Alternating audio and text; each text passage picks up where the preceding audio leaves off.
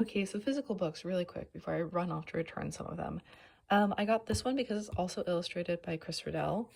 Um, there are quite a lot of illustrations in here, but I don't know, I haven't really gotten into it yet, and I don't even know if I will like it or not, but it'll be fun to see the illustrations anyway. This one I have a lot to say about. Um, I will talk about it more later.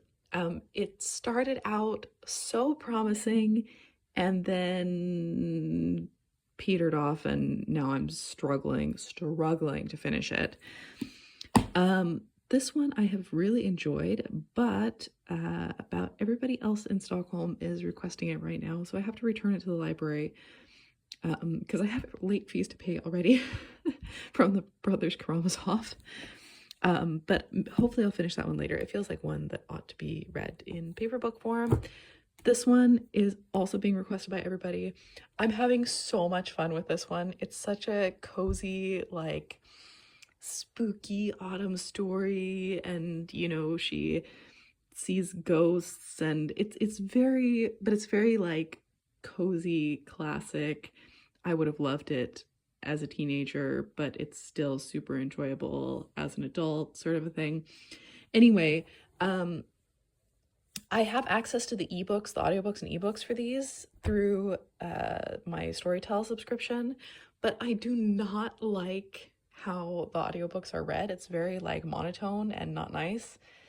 And I'm like, I don't want to read it in ebook form. It's not cozy. And I haven't figured out how to get, you know, I don't know if I can get the Storytel books on my e-reader. It might just be on my phone. And I'm like, I don't want to read it on my phone. Should I maybe buy these books? They are so cozy, and I might want to reread them, and maybe another book will come out. Maybe it'll be like a trilogy or something. So yeah, basically that's the physical books I have right now. I'm also reading some books on my e-reader still, and also listening to some things. So yeah, I will talk more about that and this one later.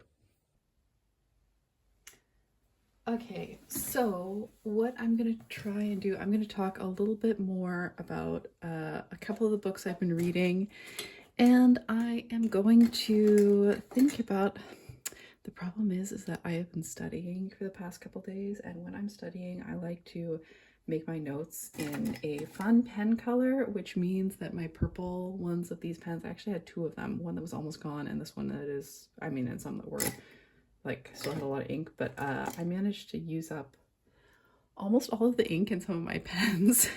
And now I'm like, oh man, because I like to match the pen color, and I've done really well at not losing the pen, and the pen color's been matching this whole time.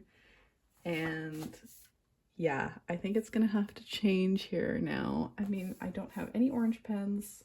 I do have some pink pens, but I don't have any pink pens that work. I'm gonna see if I can find another purple pen.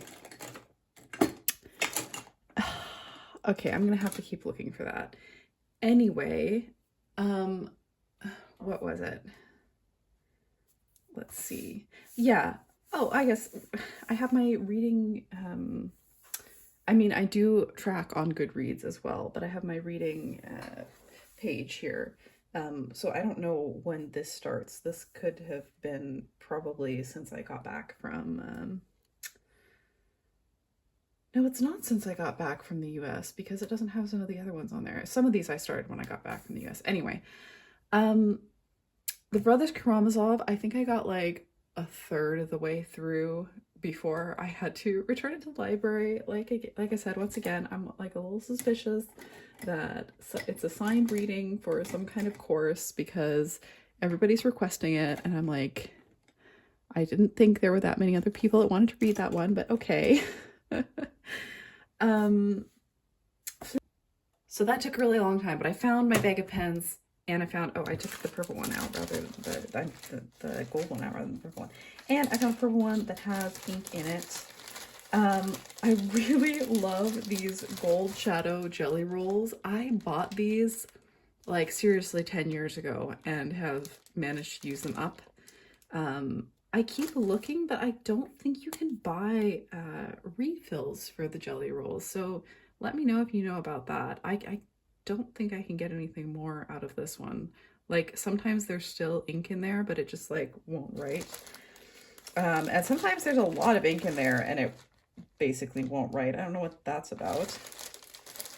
These ones are with the glittery caps or the gold shadow are usually better. But like I said, some of these I've had for nigh on a decade at this point. And I guess I'm like, I don't want to throw this away. This was such a good pen. Surely I should just be able to refill it somehow. But no, maybe not. Anyway, books. The Brothers Karamazov, I got about a third of the way through it before I had to return it to the library. Flickan of Mörkret, I loved that one, actually. It took me a while to really get into it. Because I read insanely fast in English, and I still read super fast in Swedish, but just not as fast. So because I didn't manage to like get into it right away, it took me a little while to start reading it, but then once I got into it, I read it in, I don't know, a couple days.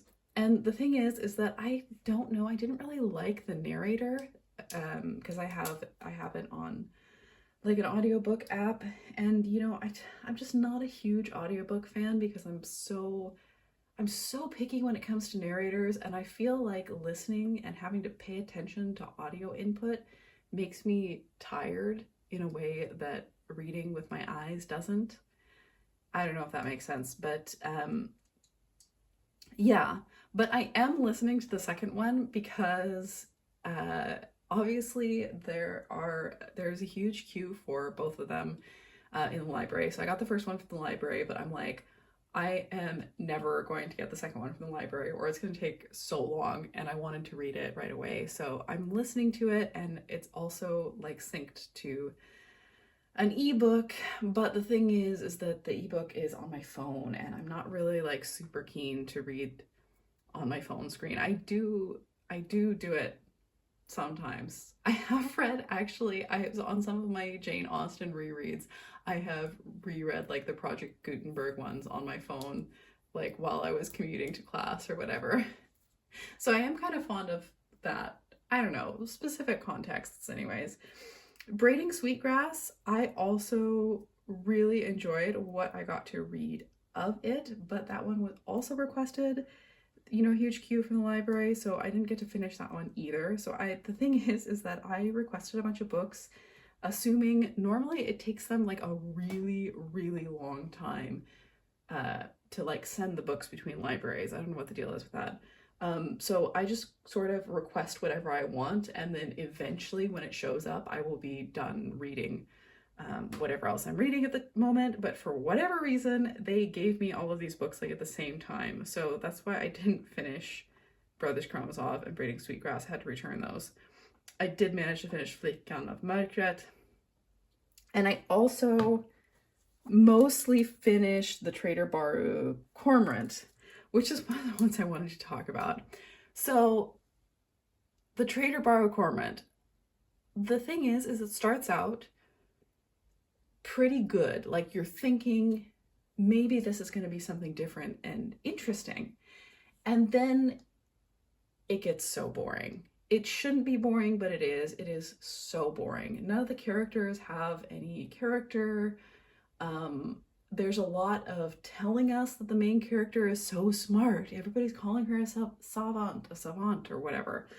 And I'm like, but you're not really showing me this. You're just telling me this. And it's not like interesting or satisfying, because there's no moments where she like pulls one over on somebody or anything. It's just the narrative just tells us, oh, she's so smart. And I was like, oh, okay, it was a slog after the first, honestly, like the first chunk where she was still in her hometown. I was thinking that it might be interesting, and then after that, it just, it gets so boring. Anyways, spoilers if you haven't read it. So, you know, because I'm going to spoil the twist at the end. The twist, quote unquote. So the thing is that in the end, well, because as I was reading it, I was like, oh, so she doesn't get to go to the empire that she wants to infiltrate. You know, she's in some other, you know, place that they're trying to colonize. And then she immediately joins the rebellion there. But it's like she doesn't seem to have any feelings one way or the other about anything whatsoever. Like, the empire killed one of her parents. You know, they let the plague, they basically brought the plague to ravage her home. So many people died, all of this, blah, blah, blah. And she's just like, no reaction, like, whatever. You know, when she leaves, her mom is like, you know, are you still ours, sort of a thing. I'm like, I would also be asking that question because, you know, she's been living in the school for most of her life, more of her life than she lived with her parents. So like, why wouldn't she be completely colonized? But no, she's not affected at all. She is completely driven to destroy the empire, even though we have no evidence about her feelings or one way or the other about anything. It's like she just doesn't really seem to care that much. And, you know, and like I said, she doesn't seem mad, she doesn't seem scared, she doesn't, you know, so it's like, she's just not a very interesting person to follow, and none of the characters are very interesting people to follow. Anyway, so she joins the rebellion, and then in the end, the big twist, that's why I'm using scare quotes, the twist, remember the title, is that she betrays the rebellion or whatever, because obviously her main goal from the start was that she wanted to infiltrate the empire so that she could take it down from the inside. So of course she betrays the rebellion. Like, it's literally in the title. The title is The Traitor Poirot Cormorant, and she is following the same goal that she was following from the beginning. And it's like, it's not interesting. It's not really a twist.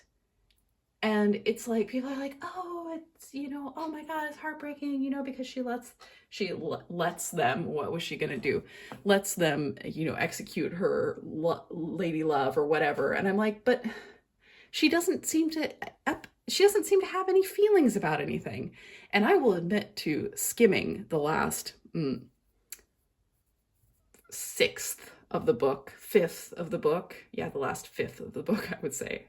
It was less than a quarter left, and I was skimming. So maybe she somehow developed some, you know, inner emotional life in the last fifth of the book, but I don't know. I was just like, I'm so bored at this point. And that's not a twist if you can see it coming from a million miles away. Like, come on.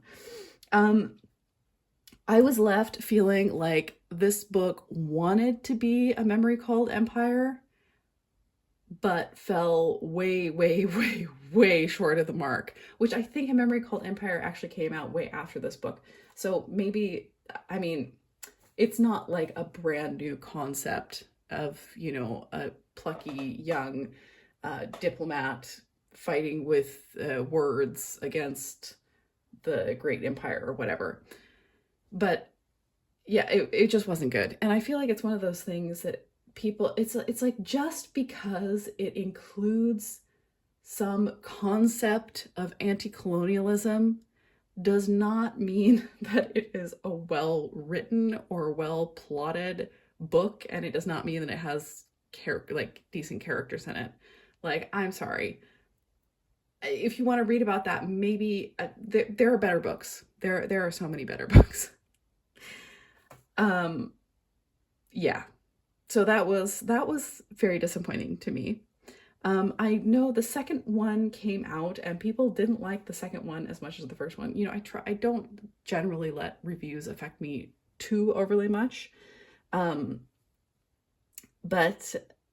yeah, the second one, I'm not going to bother if people are like, oh, it, you know, got kind of toothless or whatever. And I'm like, really? Because I felt like it was already pretty bland, the first one. So yeah, anyway, that one was a disappointment. We'll leave that aside. Braiding Sweetgrass, like I said, that was really lovely what I had read so far.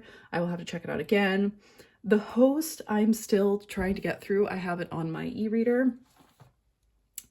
And the thing is that in true Stephenie Meyer fashion, I've probably talked about this before, but in fact, I think I have talked about this before in one of my other book videos, but like I said, it's so good. Like the first little chunk of it where we learn about, the alien civilization and how everything, how all that happens, and how it's sort of like it's post-apocalyptic, but it's not super depressing, and it's kind of interesting how, the main character sees things differently and blah, blah, blah, blah, blah. And then it just completely devolves into, oh my gosh, I'm just a delicate little flower and I have these two big strong men who are in love with me. And they're both like way older than her. And it's like, man, what, why? I don't know. So I'm probably repeating myself again here too, but I watched Twilight with some friends of mine and it was hilarious. We've watched it together several times, but we had nobody had ever pointed out the fact that it's almost winter, it's cold. Why? And she was wearing, mittens and fell on the ice that morning. And then she goes to school and there's this big fan on. I don't know. It's just funny. It's so funny. Anyway, I definitely must have seen The Host when it came out, but I have no memory of it. So I am like on my friends to finish reading The Host. I'm like halfway through because like I said, it turns into a slog in the middle where she's just in the caves like, oh, I'm still in love with Jared, but I'm also in love with Ian. Oh no. Oh my God. But I want us all to get through it so that we can watch the movie, because the movie must be kind of terrible because I don't remember anything about it at all. Let's see. What else have I read? Ravensmark book 2. I think I talked about that one as well. I have not continued with that. I mean, like I said, I don't loathe it, but I'm not enjoying it either. So I'm just leaving it for now. Navola. What do I say about this one? I have thoughts about this one. So I would prefer more fantasy in my historical fantasy books. That's part of why I didn't like Babel, because it was like, okay, this is just basically historical fiction. Like if I wanted to read historical fiction, I could go read historical fiction. But this was at least better done in that it was more historical, like it felt more legit. And then it was just like periodically get thrown in there like the shadow leopards or the stone bears or whatever. And I was like, what? Like, why is this here? So for the first, most of the book, there's no magic or anything. Who knows if what the dragon eye is? Maybe it's like a gem or something like that. And then the last section of the book, shit starts going down. Things start happening and it gets gross and, grim, dark and brutal and blah, blah, blah. And it's clearly a setup for, some more books. But I guess I'm a little bit okay, so, and now spoilers for this one too, I guess I just don't particularly like, or it's not particularly interesting to me when every single person we meet in the book is either dead or evil. I'm like, this is boring. All these characters that I learned about, and it's like, oh, well, they're all dead now. And, the not that I was particularly attached to any of them, but it's like, okay, now he's going to go off and live in the woods and we're going to have to learn about new people the next time. And the other thing is it's like, I feel like the message kind of was that he was too soft and kind and he shouldn't have been.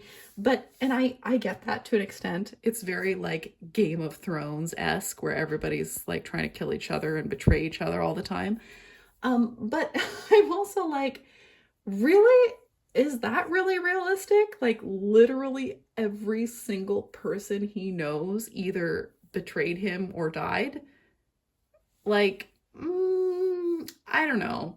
So I don't know if I'm going to read the next one of that one. And the thing is people complained about thinking it was boring, which I agree. I can see that. The first massive chunk of it, the first 4/5 of it, or 5/6 of it, were kind of boring.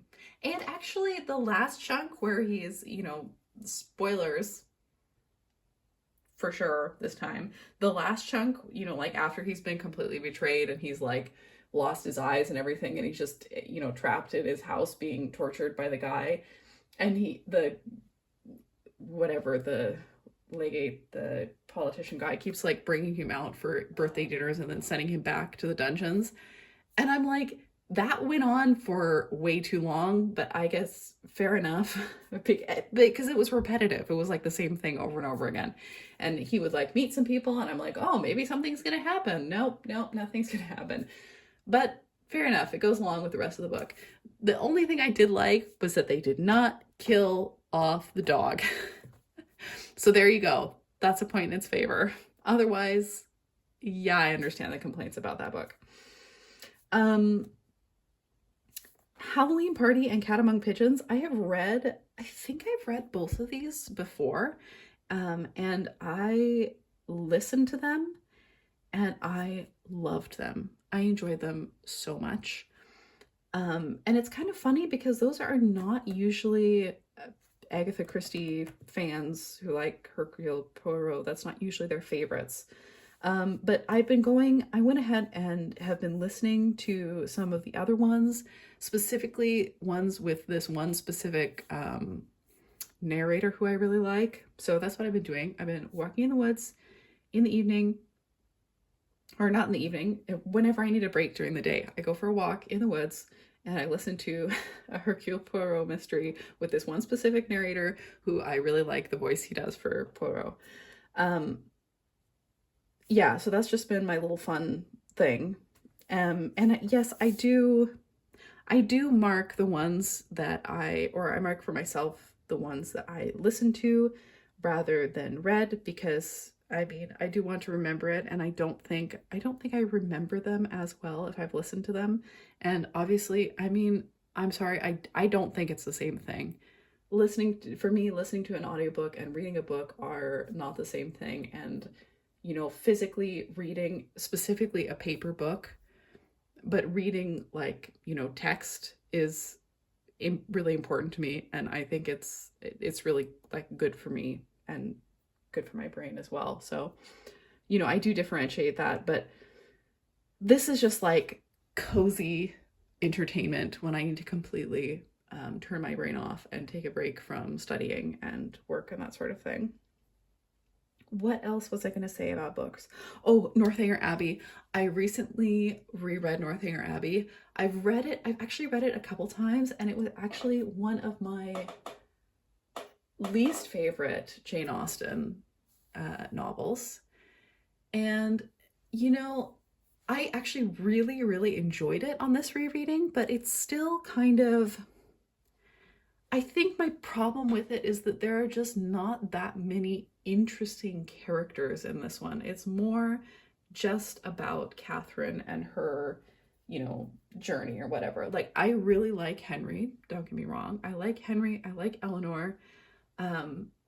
Isabella is suitably annoying and insufferable, but there's just not that many characters in it, because that's what I enjoy so much about some of Austen's other works, are all the side characters that are so interesting and you want to know more about. Whereas like the Allens are not very interesting. It's like you have the Allens and they're kind of boring. And then you have the Thorpes, which Isabella is a jerk, obviously, and her brother's way worse.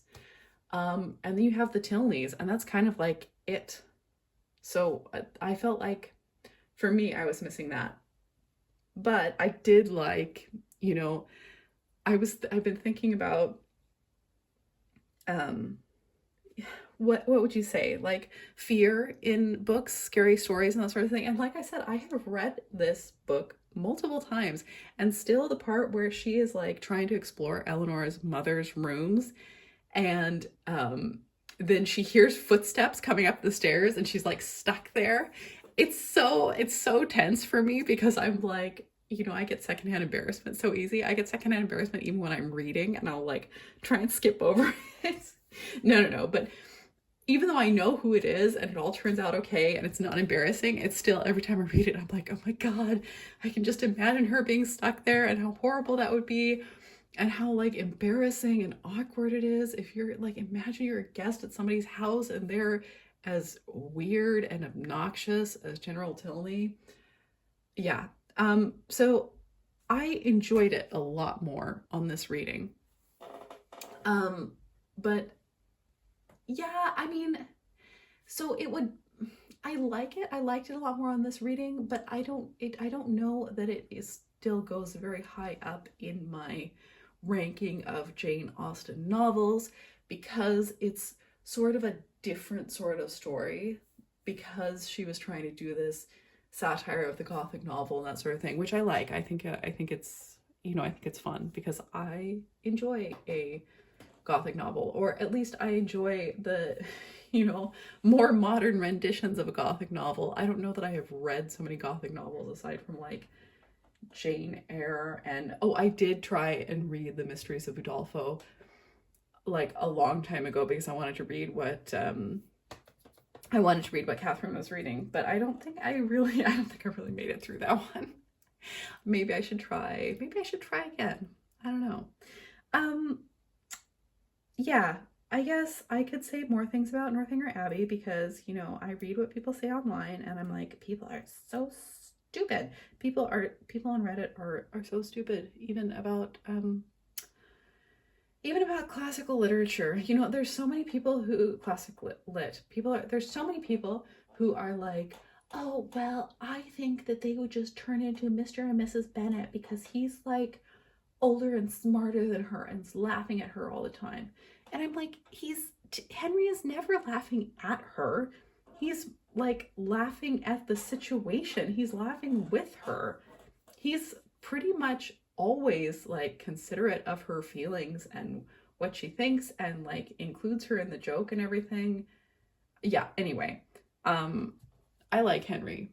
I like this pairing, and I don't think that they would ever turn out. I think that they would have, it's actually more realistic, right? Because they become friends and they get to know each other and then they're engaged for a while, blah, blah, blah. Yeah, whatever. That's my unintelligent defense of Northanger Abbey. Another complaint about Northanger Abbey is actually after I read this, and I was like, oh, I should have watched that. There's not that many adaptations of it. And I feel like the adaptations of it are not, like, they don't quite capture what I'm picturing. Fair enough. There have been so many. That's the other thing, is I really love Mansfield Park, and they have never done a Mansfield Park adaptation that is even half good. They're all just like, I'm like, this is not who Fanny is. That's not what the story is like, blah, blah, blah. Oh, well. Yeah, Sense and Sensibility, I think, has some okay adaptations, and Pride and Prejudice has some okay adaptations, and so does Emma, actually. Emma probably has, like, the best selection after Pride and Prejudice. I don't know, that's a whole other topic. But yeah, I am going to listen to, I started listening to The Big Four, and then I don't know, I just wasn't, too many people, I got too influenced by other people's opinions who said they didn't like it, and so I was like, yeah, I don't know. But the thing is that I listened to, I don't know, 10 minutes of it, and then I listened to the first 10 minutes of the next one, which is The Blue Train, and I was way, way, way more into that one. So I think I'm going to go with that one as my next listening while walking type of thing. And other than that, I'm really looking forward to listening to or reading the Hercule Poirot Christmas ones, but that will be later on during the Christmas time. Otherwise, I will be listening to or reading the sequel to Flickan och Mörkret, or I don't know. I will probably be reading the rest of The Host because I need to get it done before we watch the movie. And I guess I'm kind of like running out of other things to read. No, that's not true. I have this one, just because it's illustrated by Chris Riddell, basically. I don't like, I love Coraline, but otherwise, Neil Gaiman, not really that into his books, or I've just never really gotten into them.